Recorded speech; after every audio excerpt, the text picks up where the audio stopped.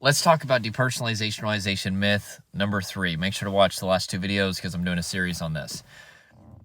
The myth is that acceptance cures depersonalization realization. There are a lot of people that believe that. Now, let me first tell you a story. There was a point where I was having extreme panic attacks. I was dealing with depersonalization realization 2, time felt distorted memory issues, all kinds of terrible symptoms for well over a year. Was convinced that I was going crazy. And I came across acceptance. It was taught to me. And I took a leap of faith, even though I thought if I invited in my symptoms, it was going to lead to me dying of a heart attack or going crazy or fully slipping out of reality or slipping out of my body or all these fears that I had. But I did it. And at that time where my body and nervous system were at in terms of stress, it was enough for DPDR to go away, at least 24/7. I still did experience it off and on for 5 years during very intense moments of stress, but it made my panic attacks go away. It made depersonalization realization go away, at least 24/7, right? And even though now looking back, I realized that I still was quite anxious, I was just so happy that DPDR were not all the time, wasn't dealing with panic attacks, and I thought I was cured.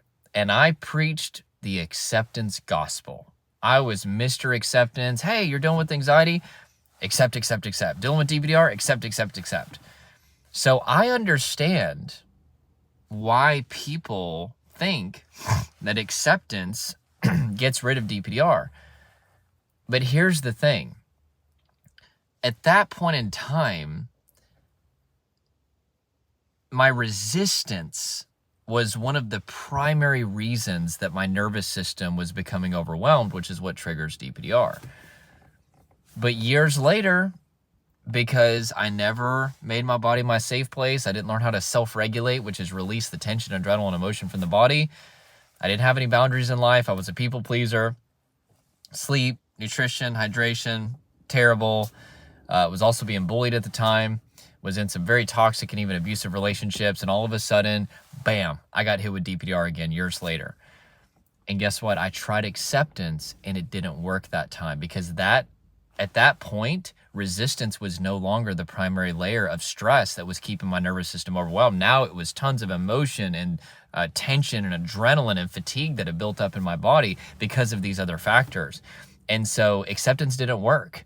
So just because acceptance may help some people that have a lot of resistance get rid of their symptoms doesn't mean that it's going to work for everybody. It is important, but it's not the cure.